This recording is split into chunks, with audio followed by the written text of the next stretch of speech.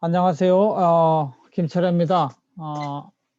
행정학도를 위한 공공경제론 제 9강의 두 번째 동영상 강의를 올려드리도록 하겠습니다. 지난 시간에는 공공선택론이 무엇인가, 그리고 투표 과정에 일어나는 여러 가지 문제들, 중위투표자 이론, 그리고 투표의 역설, 이런 것들을 살펴보았는데, 3, 4, 5, 6강에 들어가는 거는 실제 공공 영역에 있는 그 사람들, 정치인, 공무원, 그리고 이익 집단은 어떻게 행동하는가를 한번 경제학적인 관점에서 살펴보는 거예요. 경제학이라고 하는 거는 각 개인을 뭐로 보는 거라면 이기적인 인간으로 보는 거예요. 우리는 공무원 그러면 공익을 위해서 헌신하는 사람, 경찰관 그러면 민중의 지팡이 이렇게 이야기하지만, 경제학적인 관점에는 다 모든 공무원, 모든 경찰, 군인도 다 자신의 이익을 추구하는 존재로 보는 것이죠. 그러면 정치인들도 텔레비전에 나오면 다 공익을 이야기하고 국가 이익을 이야기하지만 실제 어떤 존재이냐? 정치인들은 다 자신의 이익을 추구하는 존재로 보는 것이죠. 공공선택론에서는. 그 이익을 추구하려면 정치인들은 제일 필요한 게 뭐냐면 권력이에요. 권력. 권력을 어떻게 쟁취할 수 있느냐? 민주주의하에서는 투표, 즉 선거에서 승리해야 되거든요. 그러니까 정치인들은 늘 머릿속에 뭐가 있느냐? 표를 어떻게 하면 더 얻을 수 있을까? 표를 얻어서 다음 선거에 이기고, 선거에 이겨서 대통령이면 5년 동안 권력을 어떻게 누릴 수 있을까? 국회의원이면 4년 동안 국회의원 권력을 어떻게 누릴까? 그게 목표가 된다는 것이죠. 그래서 정치인들의 모든 행동은 보면은 득표 극대화를 위해서 움직이더라 이거예요. 정치인의 목표는 텔레비전에 나와가지고는 이걸 졸레네 세계라고 하면, 도덕의 세계, 졸레네 세계는 공익을 위해서 살겠습니다. 국민의 이익을 위해서 살겠습니다. 주민의 이익을 위해서 살겠습니다. 이렇게 선언하지만 실제의 세계는 자인이라고 그래요. 자인. 이거는 독일어예요. 독일어로 이게 영어로 따지면 should. 이건 B예요. B에 해당해 자인. 그래서 권력 획득이 목표예요. 권력을 획득하려면 선거에서 이겨야 돼요. 선거에서 누가 이겨요? 득표를 극대화해야 이겨요.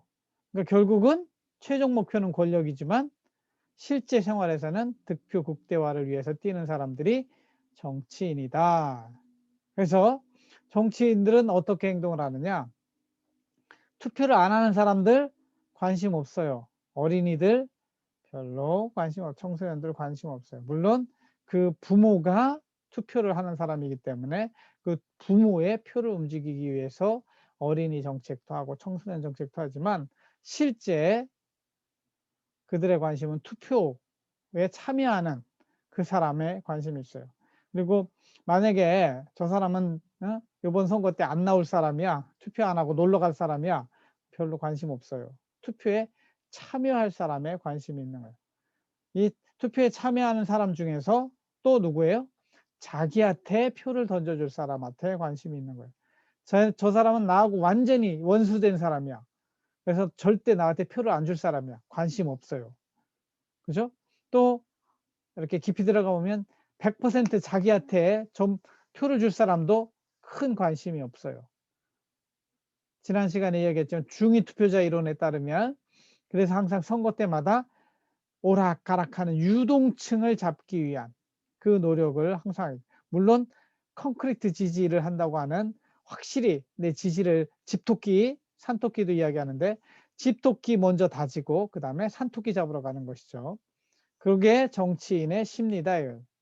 그리고 실제 국회에서 일어나는 거 보면은 뭐 민주당, 국민의힘, 야당, 여당 할 거 없이 자신의 이익을 위해서라면 표 교환, 표를 사고 파는 거죠. 보팅 트레이드 또는 보트 트레이딩이 얼마든지 일어나는 거예요. 표 교환 행위가. 우리가 뭐 도덕적으로 뭐 이렇게 살면 안 되지. 어떻게 그렇게 표를 거래할 수 있어. 그런 부도덕한 행동을 하면 안 되지. 그렇지 않아요. 실제 정치인들은 자신의 이익을 위해서라면 은밀하게 표 교환 행위도 얼마든지 일어나는 것이죠. 그래서 보트 트레이딩이라고 하고요. 또 로그 롤링이라는 개념도 있는데 정치적으로 왼수 같은 사람들도 서로 필요하면 함께 로그라고 하는 게 통나무예요. 통나무는 함께 돌려 이렇게 돌아가거든요. 그러니까 국회의원들이 한 통속이 되어서 지금 이해 방지 뭐 충돌 이해 충돌 방지법 이런 것들이 있는데 이런 것들은 지들한테 손해가 오니까 똑같은 야당 여당 안 따지고 다 함께 은밀히 반대하는 것이죠.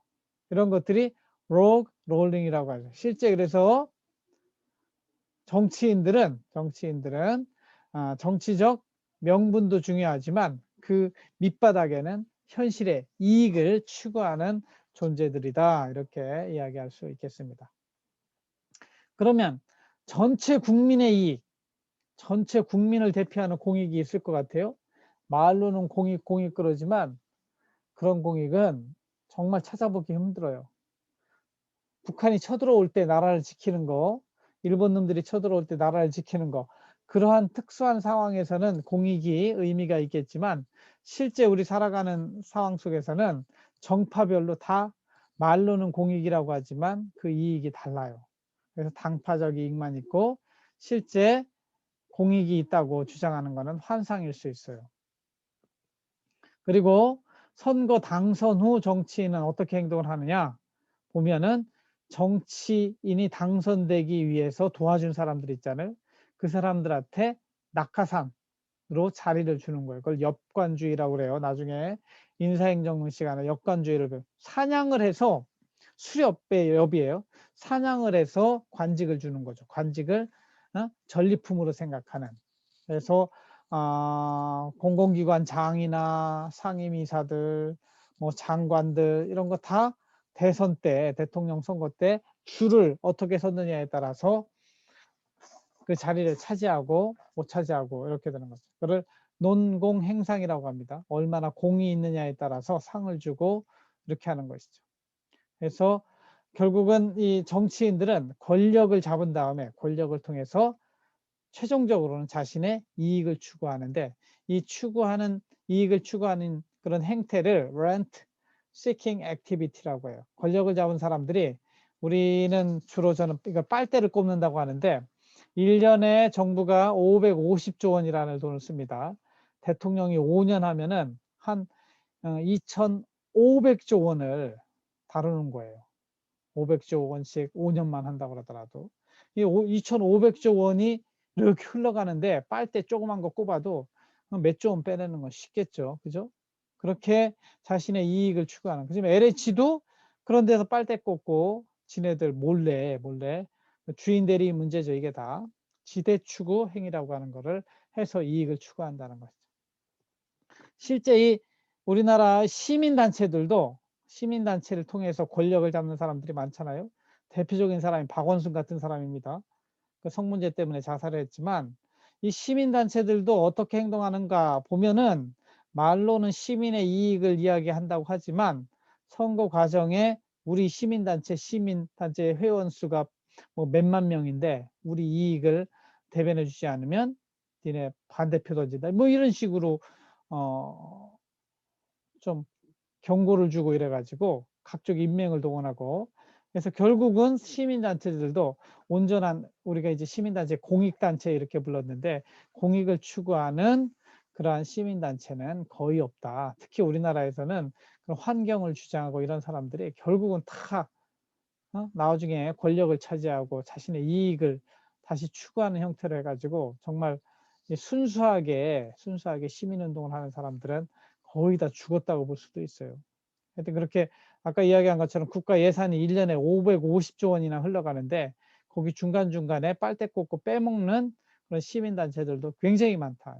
나 2학기 때 정부회계나 또 지방자치 할 때 이러한 것들을 좀 더 자세히 설명을 하는데 공무원들도 이럴 때가 많아요. 사실은 따로 예산으로 월급을 받는데도 불구하고 이렇게 별도로 지대 추구를 하는 그런 행태를 보이기도 하는데, 하여튼 정치인들은 특히 그렇다 하는 것들이 현실이다 하는 것을 여러분들이 아실 필요가 있습니다. 그럼 관료는 공무원을 따르게 부른 말이 관료예요. 이 공무원 또는 관료는 또 무엇을 추구하는가 보면은, 공무원도 마찬가지로 텔레비에 나와가지고는 공익, 국민의 이익, 물론 그런 사람들도 있어요. 전혀 없다는 거 아니에요. 그러나 실제 경제학적 관점, 즉 이 공공선택론의 관점에서 볼 때는 이렇다는 것이지, 저도 모든 공무원들이 이렇다고는 믿지 않아요. 정말 성실하고 국민을 위해서 죽기를 각오하고 싸우는 군인도 있고 경찰도 있고 공무원도 있지만, 그러나 많은 공무원들은, 대다수의 공무원들은 이기적인 공무원이다 이렇게 보는 것이 공공선택론의 관점이에요.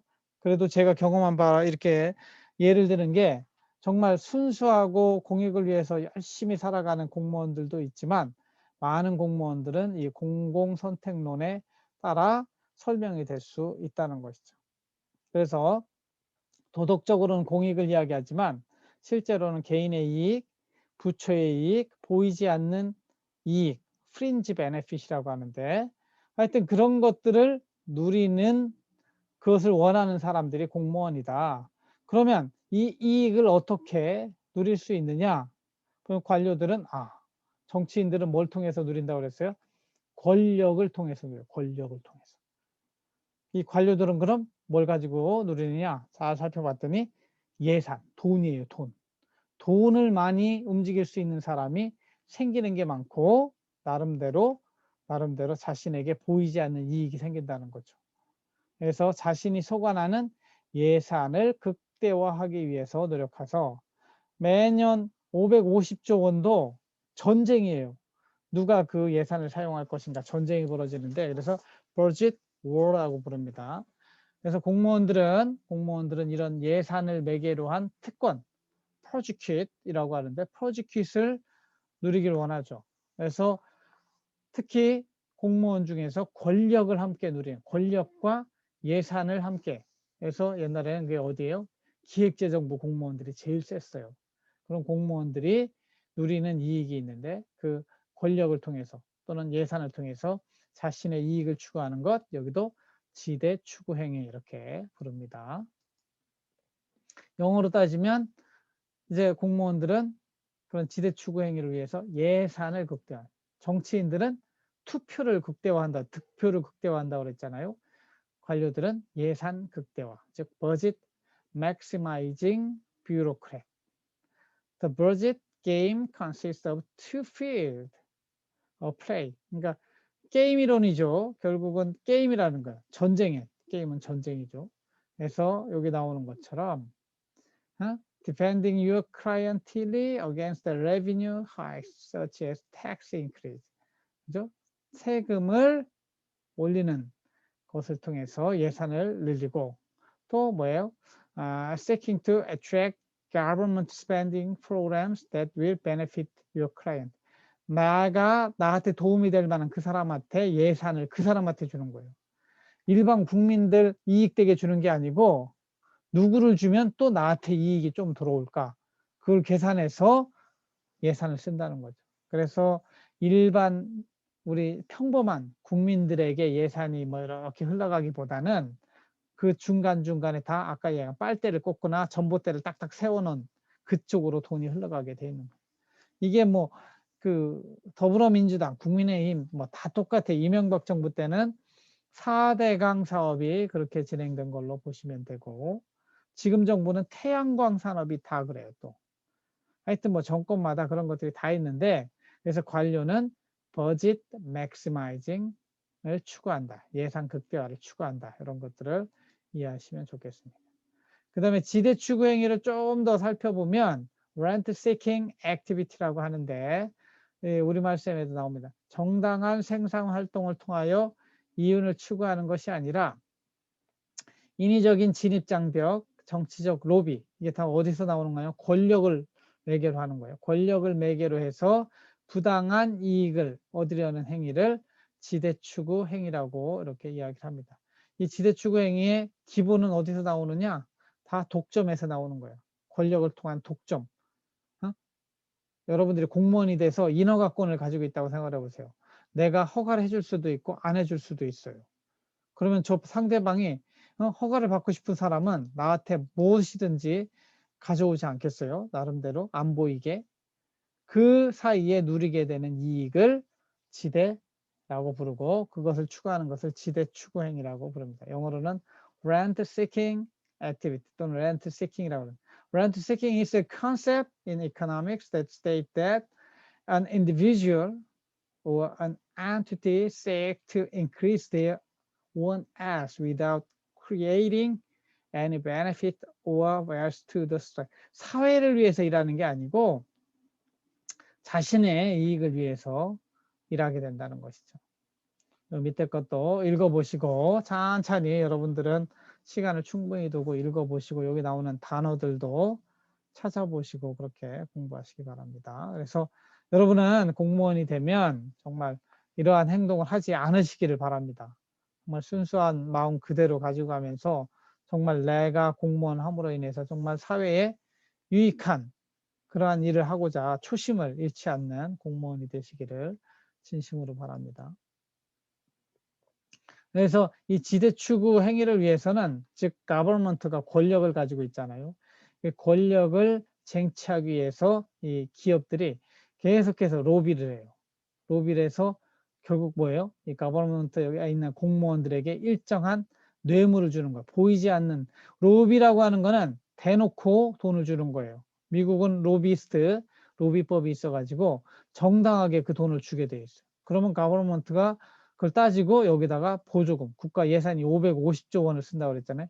550조 원이 일로 흘러가도록 하는 거죠. 지들끼리 먹고 사는 거예요.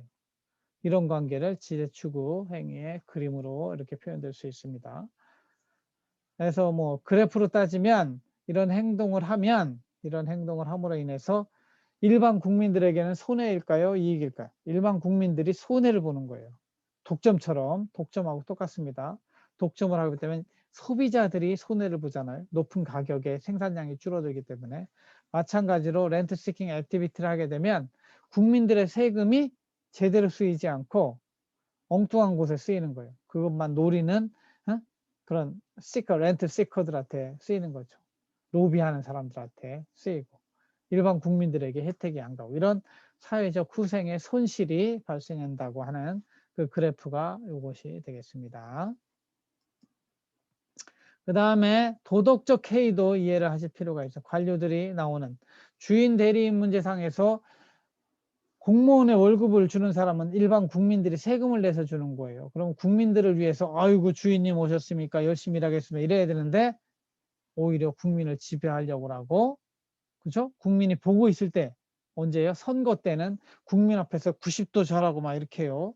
그러나 선거가 끝나고 나면 어떻게 해요? 자신의 주머니에 돈 채워넣기 바쁜 그런 행태를 도덕적 해이라고. 그거는 헌법 구조 또는 민주주의 원리로 따지면 나사가 빠진 거죠. 도덕적으로 해이하다고 하는 거는 해저드. 그렇게 하면 안 되는데 그렇게 하는 거죠. 그런 행동을 보이는 이유는 뭐냐면 정부의 비대칭성 때문에 보고 있을 때는 안 해요. 그러니까 안 보고 있을 때는 자기 주머니의 이익을 추구하는 이런 행태를 moral hazard 또는 adverse selection 역선택. 그러니까 저 앞에 미시경제학에서 나오는 것들이 다 여기 공공 부분에도 적용될 수 있다는 것이죠. 그래서 이 부분을 공공 선택론 이렇게 부르는 거예요.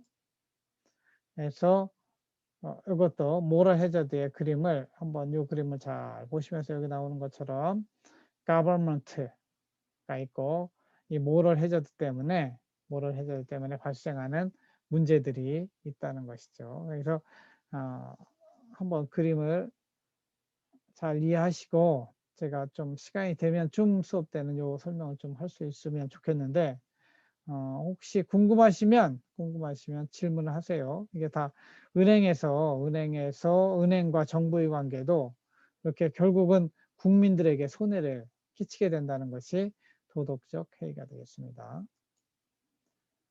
그러면 여러분 나중에 이제 관료를 꿈꾸는 사람들이 많은데, 그럼 관료, 공무원은 과연 공복이라고 하면 퍼블릭 서번트라고 합니다. 국민들에게 서번트일까? 동사무소에 가서 주인 대접을 받아본 적이 있는가요? 한번 생각을 해보세요. 여러분들이 직접 돈을 안 내더라도 여러분들도 사실은 물건 살 때마다 부가가치세 내요. 그리고 여러분 부모들이 내는 소득세, 재산세로 동사무소 직원들이 월급을 받는 거니까 많은 주인이에요. 주인 대접을 받아본 적이 있어요. 이러한 공무원들은 실제로 보면 공복이 아닌 상전일 경우가 많아요. 공무원 시험도 합격하기 전과 전후가 이렇게 보면 많이 달라요. 면접 때 제가 가서 물어보면 다 국민을 위해서 봉사하기 위해서 공무원 시험 봤다고 이야기를 해요. 그러나 실제 공무원이 되고 나서 소위 사회화가 되는 거죠. 처음에 한 1, 2년은 이렇게 자기 이야기한 대로 국민을 위해서 봉사한다고 이야기를 해요. 그러나 2, 3년만 지나면 선배들이 어깨를 툭툭 치면서 왜 그래 아마추어 같이 이렇게 하면서 공무원 생활 그런 거 아니야 이렇게 하면은 그런 거구나 하고 이 초심을 잃고 실제 렌트 시킹 액티비티라는 그런 공무원이 되길 십상이죠. 그러면 어떻게 하면 공무원들이 공복으로 돌아올 수 있을까요? 저는 그래서 이 공무원들이 공무원답지 않게 도덕적으로 해이해진 상태에 있으면 그 인간을 다시 공무원 자리에서 끌어내릴 수 있는 힘이 누구한테 있어야 되냐면 국민한테 있어야 돼요. 그거를 국민 소환제라고 그래요. 국민 소환제. 사실은 대통령이나 국회의원들도 중간에라도 정말 국민의 뜻과 다르게 행동하면 너 당장 이제 그만 내려와 할 수 있는 국민의 명령이 통할 수 있는 그런 사회를 만들어야 되겠죠. 그걸 국민 소환제라고 불러요. 그래서 저는 최소한 공무 시간, 그러니까 실제 공직에서 일하고 있는 9시부터 6시까지는 온라인으로 공무원들 감시할 수 있는 시스템이 도입되면 좋겠다는 생각을 가지고 있습니다. 그 다음에 이익집단이라는 게 있습니다. 이익집단은 무엇을 추구하는가? 이익집단이라고 하면 interest group 이렇게 이야기해요. 여기는 이익을 추구하는 집단. 사회 일반의 특정한 이해, 관심, 가치의 유지와 수행을 위하여 조직화된 집단. 직장 내의 비공식적인 소집단에서 국가적 규모의 단체에 이르기까지 다양한 형태가 있어요. 우리나라에서 가장 센 이익집단은 의사협회, 변호사협회 이런 것들이 이익집단. 미국에서 제일 센 데는 미국엔 총기협회예요. 미국에서 맨날 총싸움 나가지고 하루에만 막 10명 이상씩 죽는 사고가 나는데도 총기를 규제하지 못해요. 왜 그런지 알아요? 이 총기협회라는 이익단체가 엄청 센 거예요. 이 사람들이 국회의원들한테 다 돈을 대가지고 총기 소유가 합법이다. 정당 방위할 수 있는 총기를 가지는 것이 민주주의 국가의 원리다. 이렇게 법을 만드는 거예요. 그래서 우리나라는 총을 함부로 가지지 못하게 돼 있잖아요. 그러나 미국은 자유롭게 정당 방위를 위해서 총을 가지게 되기 때문에 월마트에 가도 총을 팔아요. M16을.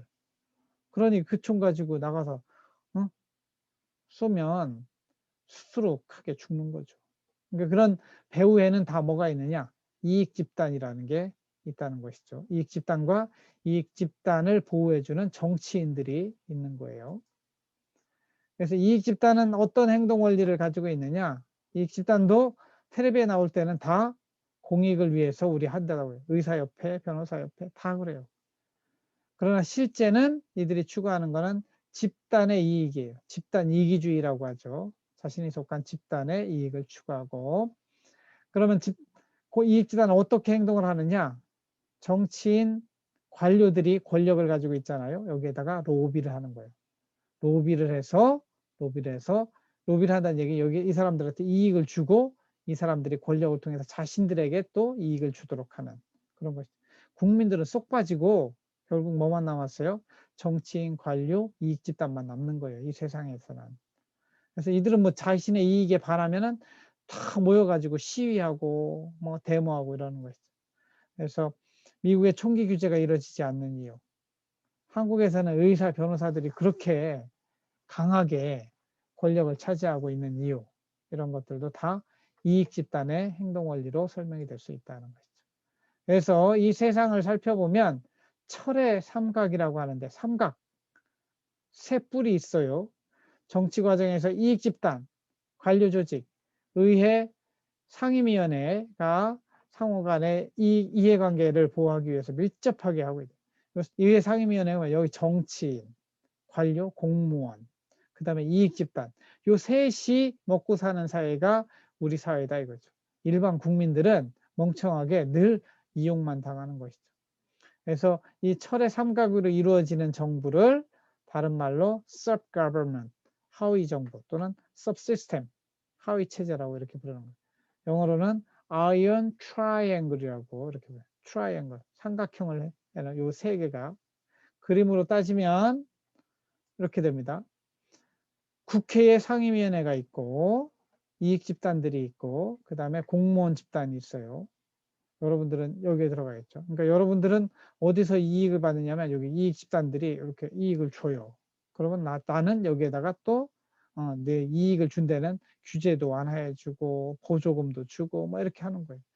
그러니까 국회는 이익 집단에서 또 이익을 받아요. 뭔가 선거 때도 도와주고 막 이래요. 그럼 여기에게 이 의사 집단에게 유리한 그런 규제 완화라든가 법률 이런 것들을 해줘요. 또 국회하고 정치인하고 관료들도 서로 짝꿍이 맞는 거죠. 꽁짝이 맞는 거예요.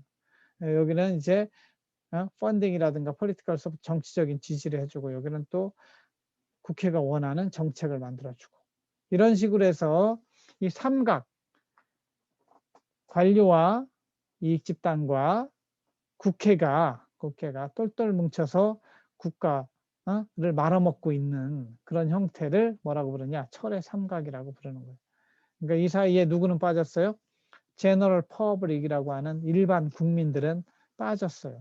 그러니까 저는 이런 대의민주주의 하에서 결국 나라의 주인은 이 정치인들과 이 집단과 관료들이 하기 때문에 우리 일반적인 국민들은 소외되는 문제가 발생하니 저는 시민운동을 다시 일으켜서 우리 국민 주권의 사회로 가려면 이거 다 깨고 직접 민주주의로 가자고 주장하는 거예요. 국회도 다 깨버리고 국회에 뭐만 있으면 되냐면 분석기관만 있으면 돼요.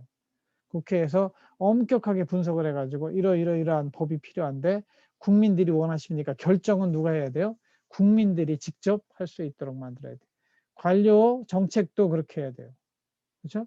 그러면 이익 집단들이 좀 깨질 수가 있겠죠. 이 이익 집단만을 위한 정책이라든가 법은 없어지고 일반 국민들을 위한 법과 정책을 만들어야 되는 것이죠. 그렇게 되려면 아주 지난한 어려운 과정을 거쳐야 돼요. 정말 용감한 시민들이 다시 국민의 주권을 찾기 위한 시민운동들을 펼칠 필요가 있는 것이죠.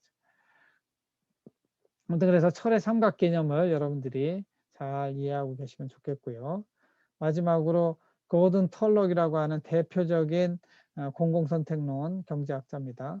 No doubt exists that rent seeking in general leads to serious inefficiency in this direct sense, but its indirect damage is even worse. 무슨 얘기냐면 의심할 바 없이 정부 안에는 렌트 시킹이라고 하는 지대 추구 행위가 일어나 가지고 심각한 비효율을 발생시키고 더 이 직접적인 것뿐만 아니라 간접적인 더 심한 그러한 부정적인 효과를 가져오고 있는 대표적인 이런 것들을 정부 실패라고 하죠. 정부한테 이렇게 하면 잘 될 줄 알았는데 또 정부가 또 망하게 되는 이 정부 실패의 문제를 고든 툴럭은 이렇게 이야기를 하고 있다. 영어 문장도 이게 굉장히 나이스한 문장이니까 이런 문장도 여러분들이 잘 해석할 수 있는 능력을 키우셔야 돼요. 그래서 9장의 강의를 이렇게 마치도록 하겠습니다. 나머지 강의는 줌과 질의응답 시간에 또 한번 여러분들과 함께 살펴보도록 하겠습니다. 들어주셔서 감사하고 여기서 강의를 마치도록 하겠습니다. 감사합니다.